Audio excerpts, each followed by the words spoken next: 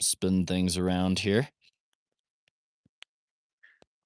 And we are back at our 14K camp.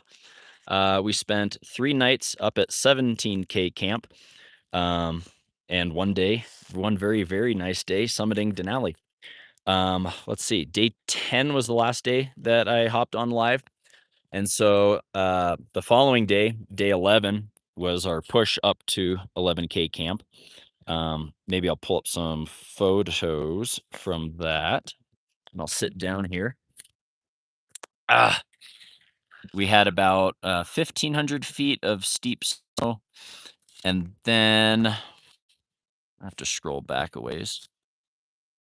Yeah, about 1,500 feet of steep snow, and then 500 feet on these fixed lines that we Jumar'd up. Sure, but here it is. There's Nate ahead of me. It kind of looks like snow in this photo, but in some places it was ice. And there's just one rope going up on the right-hand side that we go when we're going up. And then today, you can see that rope over on the left-hand side. That's the one for coming down. So we came down that one today, but I'll keep going in order. We're still going uphill. So yeah, we went up. I don't know if more photos on my iPhone on the West Buttress Ridge on our way up. Oh, looks like I do have some. It's pretty good. There we are. Coming up the West Buttress Ridge. That's en route to 17K camp. It was a pretty. Well, let's see here. Let's just go back to. Oh, I'm not super familiar with this. We're done with the green screen. Cut it out. Oh well, maybe we're not done with the green screen. But anyways, we got up to 17K camp at like midnight or 11 p.m. Most other folks were already asleep, so we set up our tent as quietly as possible and went to bed in it. We elected to only bring our one 3-man tent. Now I really need this green screen to end. Here we go. There we are. We have 2 tents here. We left this tent set up at 14K camp with a lot of our gear stashed in it. This is a 2-person tent. And then we brought the 3-person tent up to 17K camp. And we were gonna have all 4 of us sleep in it, which when we got there at 11 p.m., we set up the tent and tried to have all 4 of us sleep in it. But I never really realized, or we never really realized, how hard it is to fall asleep when you literally can't move because you're that close to everybody and you have no room to switch spaces or positions.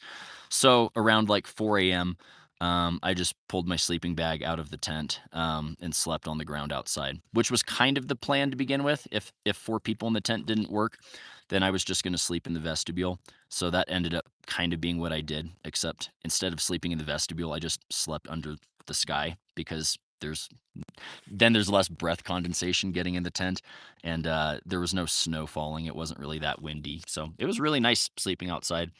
So I slept outside for the 3 nights up at 17K camp. I brought a trash bag to put on the lower half of my sleeping bag, but never even ended up using it because it was just that nice up there. So yeah, we got up there on what would have been our day 11. We got in really late. And then our day 12, we just spent rehydrating and eating and acclimatizing at 17 camp. So we just hung out at 17 camp, watched some of the guided groups go up the Audubon, and kind of got ready for our push, which would be on day 12, right? Yep, day 12. Is that right? Day 11, we went up. Day 12, we acclimatized. Day 13 was the summit day. And today's day 14. We just came down from camp. So, yeah, the day 12 was just acclimatization. We sat around eating and hydrating. And then on the 13th, that was yesterday, that was our summit day. And get some photos from that now. That was pretty sweet. We woke up a little bit later than we would have liked. I think we woke up at like 9 a.m.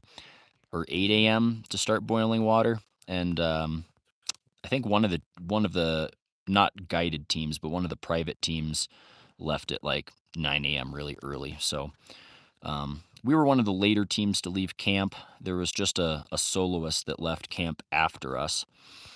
Trying to find a photo here. Let's see. We'll have a photo of the view from 17K camp. You can kind of see a bunch of tents circled down on the glacier there. That's 14K camp. The picture taken from 17K camp looking down at 14K camp. This is pretty cool. It's a really good view. But then we did I not take very many photos on my iPhone? Maybe not. I might not have any pictures of the Audubon. Hey Ian. Yeah. Do you have any? Man, I don't think I have any pictures of us on the Audubon. This is a picture of us on the Audubon. The Audubon is basically like a kind of a steep-ish wall that you traverse uphill and along, and they have about 40 pickets that are placed there, and you just bring your own carabiners to clip into the fixed pickets. Some of the pickets already had carabiners on them that guided groups had just left on there, and so that was nice, but we did bring our own because that wasn't a guarantee. So the Audubon was like 1,000 feet of gain. And then there was like 1,000 feet that also had some fixed pickets going past Zebra Rocks. I should have some Zebra Rocks. Let's see there. Yeah, just these nice black and white rocks. It wasn't like too steep, but there were pickets that were placed there for protection that we clipped into because it was a little bit steep and the snow is pretty hard, so it would be really hard to arrest if you did start sliding.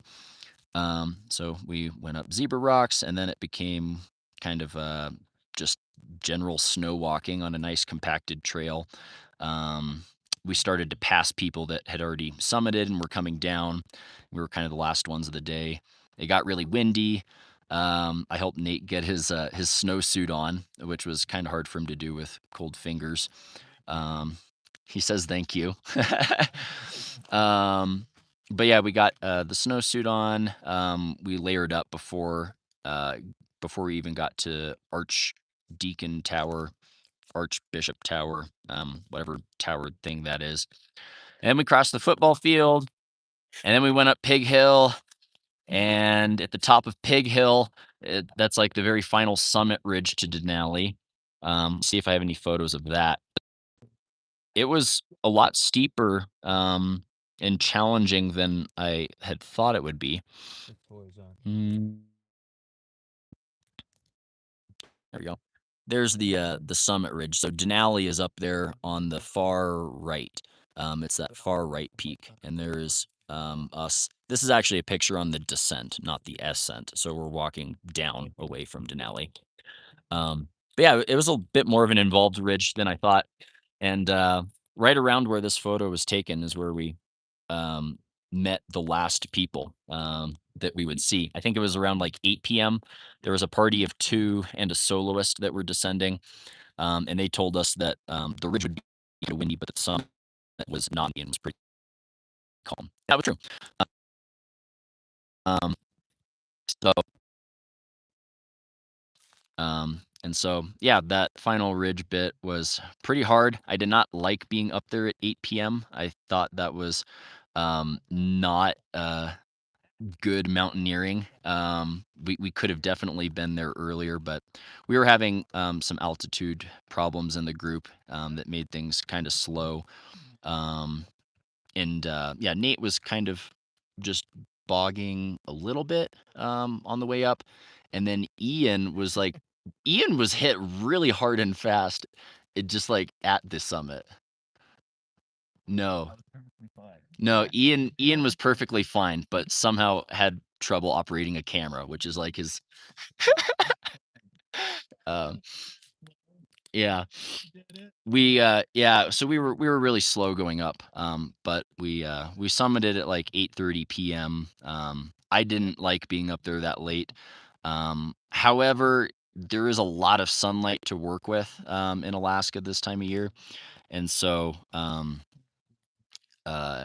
we got like back down to 17K camp at like 1 a.m. Um, on summit day. So it was like pretty late, but no headlamps needed. I was just still wearing my goggles.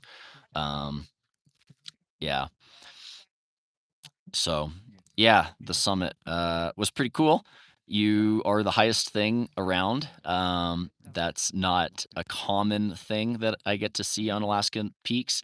Normally, you get to the top of a peak in Alaska and you see another big peak like Denali. So this was an interesting summit where I was on Denali, the highest peak. Yeah. Then we retraced our steps all the way back down from Denali's summit. I think we left at like 9 p.m. and got back to camp at like 1 a.m. So I guess like 4 hours was our retreat time. Um, and we were so exhausted we didn't even boil water for dinner. One of the other parties kind of knew we were up there, and they had a pot of water already melted and semi-warm for us when we got back. So we just drank water and ate solid food. Um, and so yeah, then we went to sleep. I just slept outside again, and then the other three guys were in the red 3-person tent. Um, I gotta throw this phone on a battery too, or it's about to die. Um, but yeah, so we got back to camp then really late. Um, there were tons of summit parties the day before us and on the same day as us. Um, there we go. Yeah, lots of summit parties on the same day as us and the day before. So when we left 17K camp this morning, everybody who had summited on our day was gone and we were leaving. And so there's not a lot of people up at 17 camp right now. There's also not a lot of people at 14 camp right now. Let's do a little spin around here, but oh, come on, focus. There's a party just getting ready to leave. I think they were a guided team, but yeah, they're going to go down to Windy Corner and probably go through the night to get out of here. God, it's Bigfoot brushing his teeth behind you. No, but yeah, golly, man, it looks like they're breaking camp too. Lots of teams are breaking camp and kind of leaving, but we are going to spend the night here and then get going in the morning because rest is good and we're not in that much of a rush to get out of here, right, guys? No, I'm in a big rush. Big rush. Do what? Yeah, I got my dog. yeah, they have really important things to get back home to, like jet boats and dogs. Um, um, but yeah, so um, yeah, so we woke up this morning at 17 camp. Kind of we kind of got a late start, like probably woke up at like 10 a.m. because we had gotten to camp at 1 a.m. really exhausted from summit day. So we woke up late this morning and then got our campsite packed up and came down that fixed line down the summit ridge, the West Buttress Ridge, just back to our camp here. We had the one tent already set up with some of our stuff stashed in it. And we've got the other tent set up for the night. And we are eating really well. Our appetite has came back quite a bit with descending in elevation. When you're at altitude, sometimes you don't feel like eating, but now we're finally at the point of the trip where we're going down in elevation. And I ate 2 top ramens and a mountain house. So, yeah. Plan for tomorrow it's kind of just to wake up and then start moving down the mountain. Um, Maybe we get to the airstrip in the AM hours of 2 mornings from now. or maybe we camp somewhere along the way, and there's some talk of doing Kahiltna Dome, another peak on the way out. But we're just kind of see how our progress is on the downhill. The sleds are a big variable, and we did not eat nearly as much food as we brought, so we still have a lot of weight to go down with. Um, let's see what the comments are. How was the summit? Oh, okay. The summit was it was not windy. It was windy leading up to the summit, but on the summit it was very nice. Um, it was just a really late hour. We summited at like 8:30 p.m. and stayed up there till 9 p.m. So, how long did you get to spend on the peak? Oh, yep. Oh, that's Noah. Hey, Noah. Yeah, we spent like 30 minutes up there. Um, both like drinking and eating, and also taking lots of pictures. We've got what's my name is Shane Ohms. I'm here with Yogo Man on YouTube and Sandy Photo also on YouTube. That's Nate. And then we've got Chris. Chris is here too. But Chris isn't on YouTube. Yeah. He's on TikTok and Instagram. They'll go follow him. Yeah. Sure. Yeah. um Do where else? okay. Yeah. Let's see. Before I end this stream here, let me see what other photos might be cool. Oh man, there are a number of cool photos. Probably tomorrow or the This photo was taken today, and this is Washburn's Thumb. It's one of the features on the West Buttress Ridge. Yeah, It's a tomorrow or the really next nice day. photo. There's Nate walking downhill backwards, and there's Ian. You can see his kind of orange and silver thermarest, right by the Washburn's Thumb rock. That was pretty cool. There's lots of pickets and stuff that were clipped into, so if you did fall, you would pull the other person tight and not fall very far. You wouldn't die. Maybe you'd get hurt, but nobody fell. We would have been all the same if we didn't even clip the pickets, but we do it because there's always that chance that you'd miss a foot or miss a footwork or something and do slip. Let's see. Here's a nice little photo. I think this was right before Washburn's Thumb. So Washburn's Thumb is kind of the rock right on my right, where my GoPro selfie stick is poking up. Super great day today. I mean, now it's kind of pea soup in here, a little bit of foggy, but when we were descending that ridge, it was super epic. Does it say pea soup?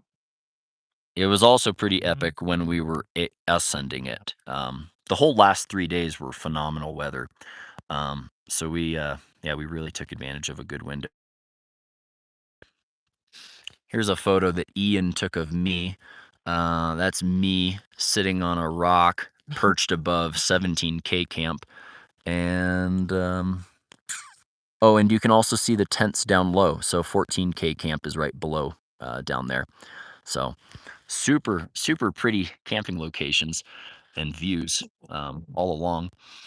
Let's get some more photos from Summit Day. This was that's a picture of 17K camp, like kind of dead center in the photo. You can see a lot of tents. This was on the way back from the summit, probably taken around 12:30 a.m. When we were on the Audubon. And the Audubon is a stretch where there's like 40 pickets that you clip to as you walk along a nicely compacted, um, but steep trail. I would call all of Denali pretty much a trail, but that's not to say it's easy or that you don't have to know what you're doing. It's just that there's a ton of people walking on it, so it is really compacted. What other photos have I got? Do I not have? I really didn't take too many on my phone, apparently.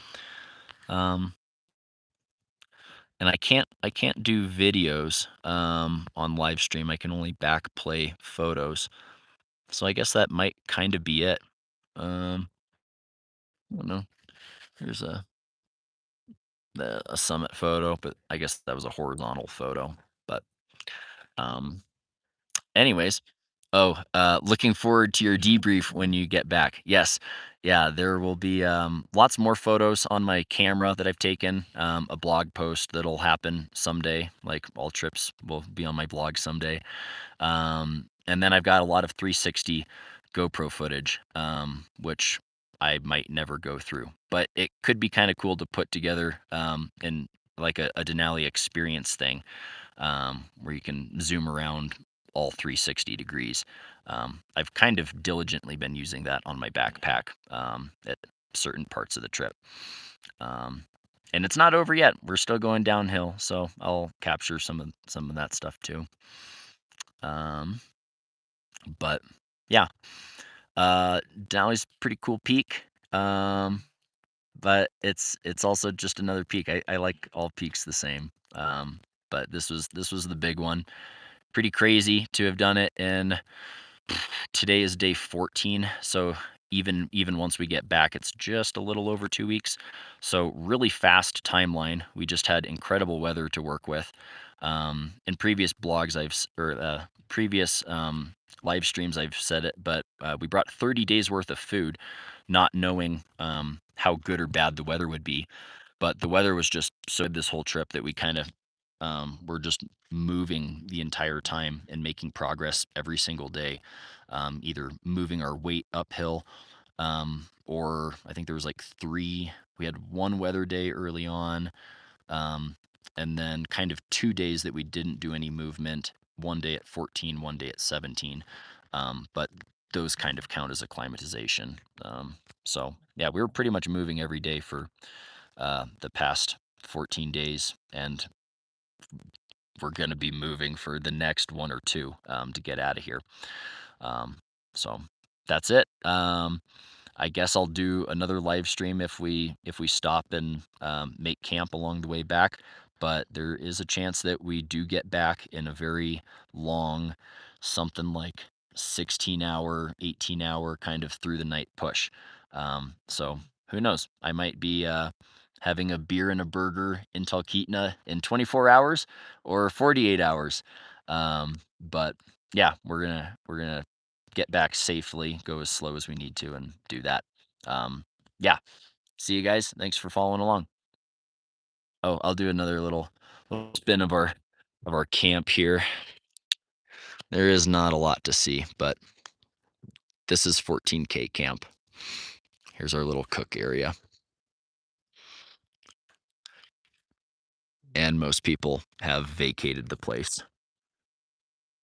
You cannot see the summit today, but you can kind of see where 17K camp is. It's up there. All right. Bye.